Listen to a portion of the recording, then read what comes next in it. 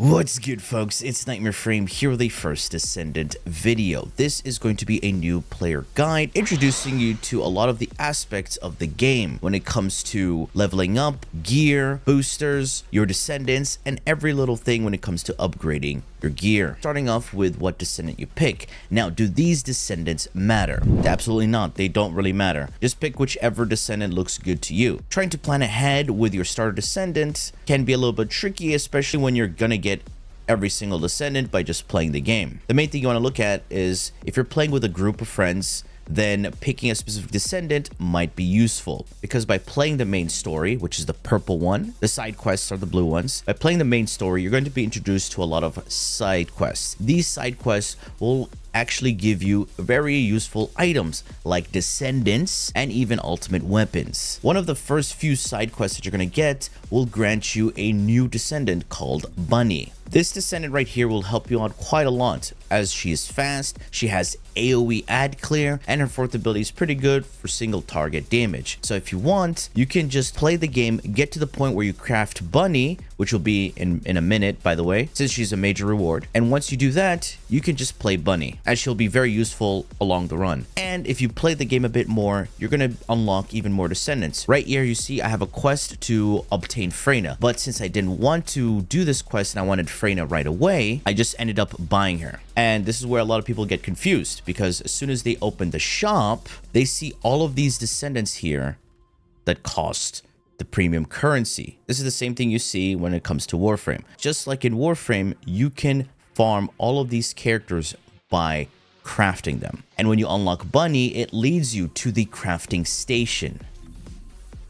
So you can teleport right here and you talk to Anus. I know that's a weird name. Do you see how she has an icon glowing above her head? That means an item of mine has finished crafting. As I said, you get ultimate weapons. Ultimate weapons are like your exotic weapons. By just playing the game, you get a bunch of these. I've already unlocked quite a few by just playing the game and claim it. If I go to my inventory right now, I have Thunder Cage, which is just given to you by playing the game. Right now, I just claimed this one. I have this hand cannon and I have this launcher, which you get from the battle pass. We'll quickly go back to the crafting, but if you look at the battle pass, there is a free version and a paid version. Now you're able to get this ultimate weapon by, of course, just playing the game, because you have a paid track and you have a free track. Now, if you pay, you of course get it right away, but by playing, it's available to everyone right there, free. Simple as that. And that's why I have 2 copies of this launcher. Now, in the crafting section, you do see all of these descendants are available right here, especially if you go to descendants. Notice how they all have these little icons right next to them. That means they're all craftable, and these are the owned ones. Getting these descendants does require you to actually grind and unlock certain areas, because some of the parts are only available in certain areas, because you get these amorphous material. And within these amorphous materials, if you hover these, you do see the codes and the blueprints for the stabilizers and all that right there. For example, Valby stabilizer blueprint, and over here I have Viesa code. All of these unlock descendants right there. There's another one for Glay and Lepic. Over here we have Enzo. By doing missions in certain regions, for example Sterile Land and all that, all of these will drop different items. So if you do some of these missions within these areas, for example, special operations and some of the main stories, they will give you some amorphous materials. However, if you want to track them, you can just press F right there, acquisition info, and will give you the exact mission. So when you click on it, boom, it glows. You go there and you farm that mission for it to drop. And once you get those items to drop, you go do Void Intercepts, which I'll get to, and they will have a chance of dropping the item. And just like Warframe, you have your Void Traces, which increases the chances of you getting an item. So pretty much the same thing. So every descendant is craftable, even the ultimate versions. You just have to get the items. Right here, I do have pieces to craft ultimate Lepic. Not everything, but I do have some of them. Same thing with Valby, almost there. But I'm not really focusing on grinding those characters, as I was mainly focused on the main campaign. But if you want to, you can focus on one thing. Now, here's another important aspect to the game.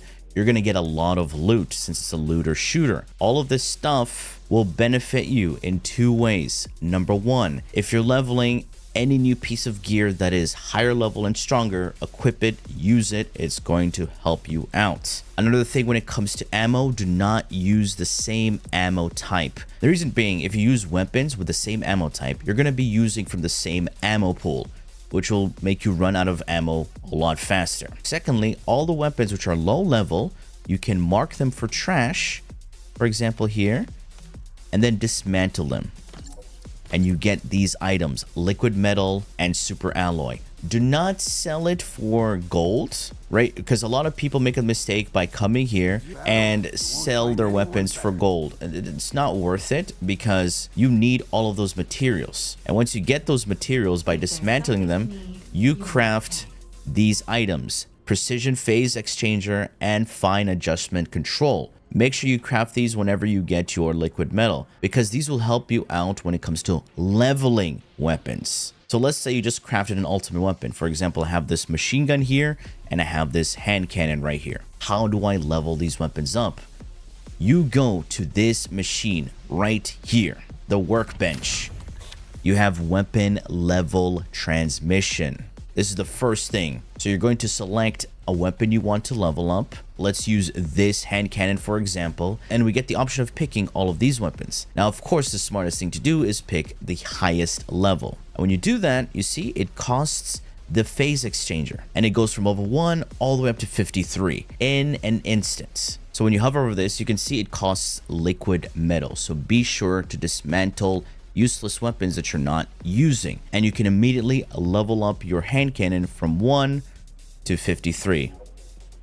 There you go, confirmed. Now if I go into my inventory, you will see that the hand cannon is level 53, and you can also lock it, give it a little heart there, and when you mark everything for trash by holding down shift or whatever control that you're using, it will not be touched. And of course, ultimate weapons are not touched in general. Here's another thing: with every weapon that you get, they're going to have different affixes.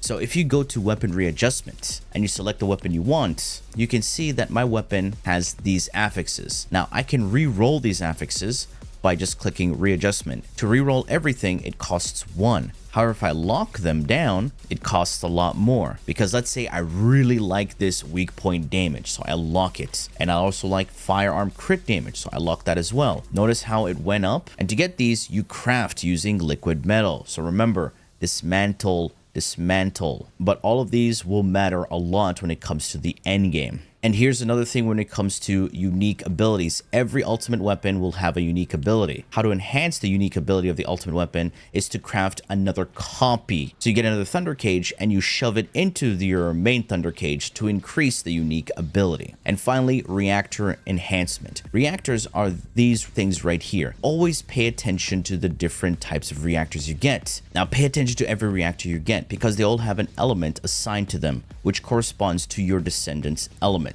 Because this is toxin, this is fire, and what is this?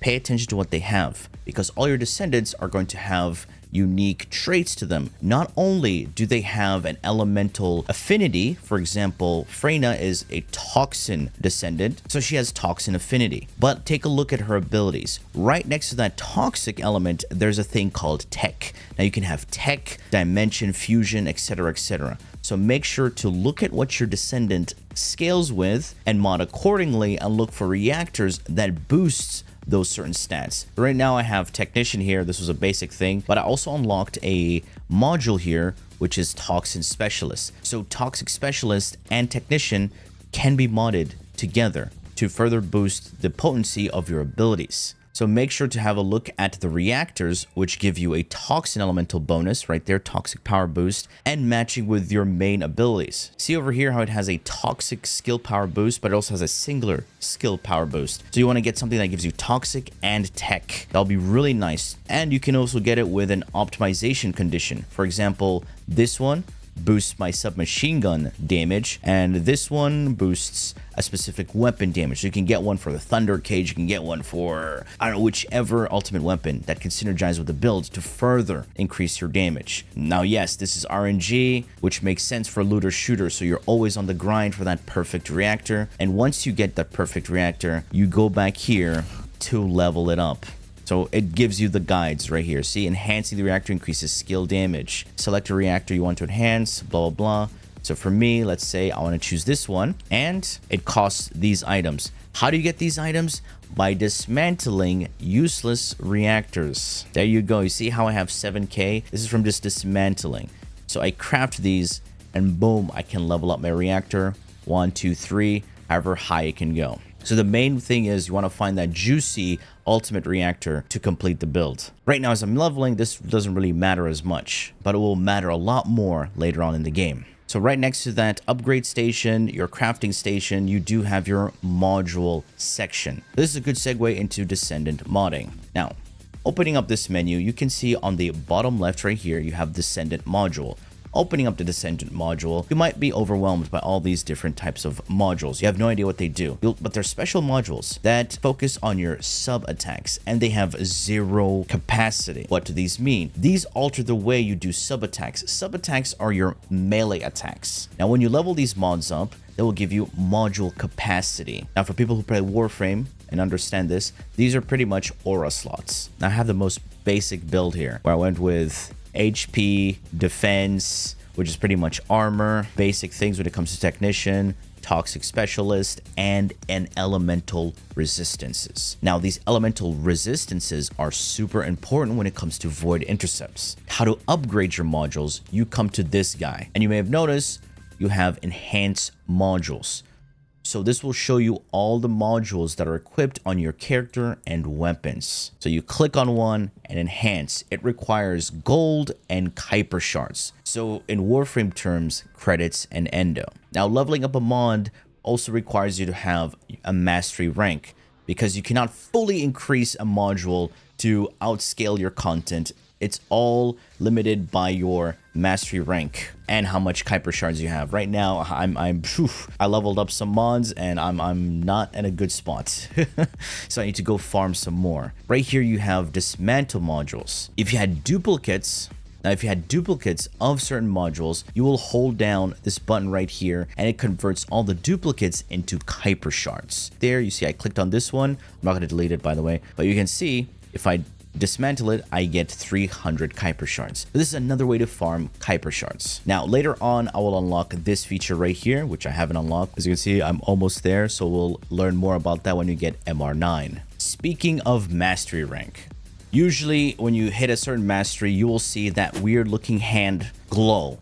Go to that glowing hand and level up your mastery. It's really quick. You just activate, click rank up, and you're done. Ranking up does give you some benefits to your account. So if you click on your mastery rank, you'll see you get your Descendant module capacity increase. And not only that, you have storage slot, equipment inventory slot, etc., etc. All of these will really benefit you the higher you go. Now, when it comes to leveling up, you can see right there, I do have some boosters, which increases my Descendant XP, weapon proficiency, gold gain, and Kuiper shard gain. So how do you earn experience?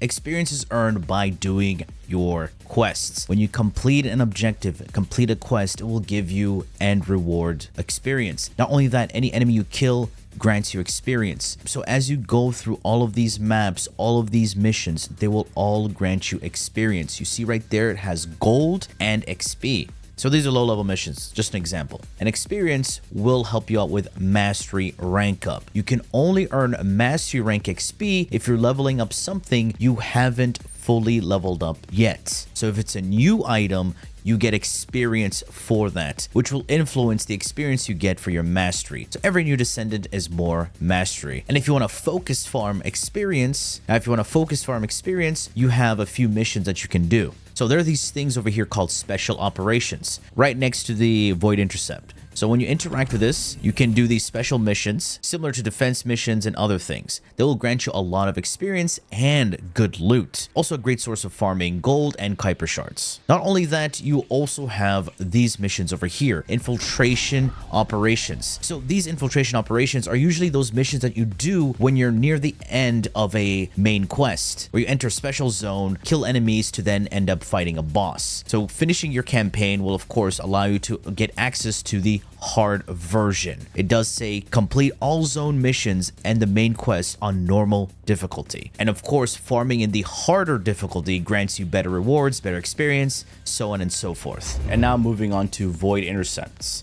Void Intercepts are your boss battles, which are very difficult the higher you go. So right now I just reached Devour, and Devour is one of the biggest noob gates for anybody. If I open this, you're gonna see it has these markers showing you the weaknesses and what you can unlock from fighting this boss. Now looking at the Devour weaknesses, you see it deals mainly toxin damage. So you want to have a toxin resist mod on your Descendant. This will hurt you a lot. And you hear the attribute resistances, you see it is neutral to fire damage. It is very weak to electric damage. So you want to mod electric on your weapons. And it's very resistant to toxin damage. So these are the things you want to see and pay attention to. It shows you the weak parts. You see it has a core, the knees, the sensor. And if you go to the second page of this, you'll see it has the shoulder plates and the core. So dealing damage to these parts will make it weaker. Every Void Intercept battle will have a mechanic tied to it. Not only that, they will also have elemental attributes that you want to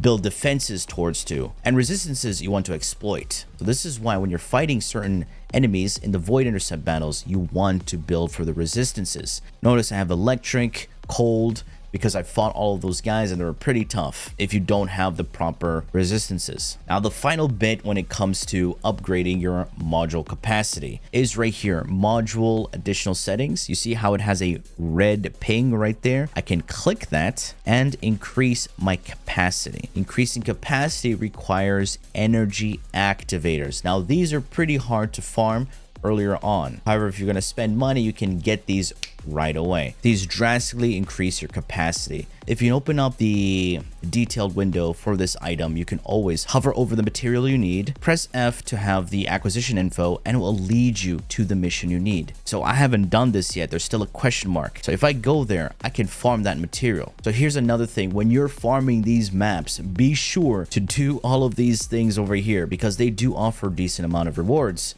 that will help you out. Now you'll see these weird things called void fragments. So if I go to this one right now, for example, so let's mark this. See, it has this toxin aura, and you can only damage this with toxic abilities. And since I have Freyna, a toxin descendant, I can activate this by using my toxin ability. And you start an activity. You deal damage to the first bar, you spawn a lot of enemies, so kill all these enemies, and then you'll notice this thing will be vulnerable again. And it can only be damaged by abilities. And right here, after I clear those ads, it's vulnerable again. So use a toxin ability. Boom, rinse and repeat, pretty much, until you get your final reward. Now, every Descendant's maximum level reaches level 40. Now, once you get level 40, you can equip a polarity. Notice how this 7 is green. So if I take out that toxin mod, it has this weird polarity. And this one shares the same polarity. So if I move it over, it consumes half of the mod capacity. So when you level up and get to level 40, you can add a polarity to reduce the cost of your modules. Over here, you have skill modules. Skill modules are pretty much augments for your abilities that change how the abilities work. Those are pretty similar to these modules right here. The more you level them up, the more capacity you get. So bottom left here, you see how it's only view modules for current Descendant. So if I unclick this, I can see that these red modules are your augment mods, and they can be modded onto this slot right here. The more you rank them up, the more they increase your capacity. I think I've covered the most basic parts of the First Descendant when it comes to new players. If there's anything missing that I haven't covered in detail and you want to know more about it, please do tell me in the comment section down below. Besides that, these are basic stuff that you should know and will help you out the more you play the game. Anyway, folks, that has been it for me. I do hope you enjoyed this video. If you did, please feel free to leave a like, share, and subscribe. For more First Descendant content, streams, and so much more, do refer to the description. Thanks for watching, and as always, a peace. Bye-bye now.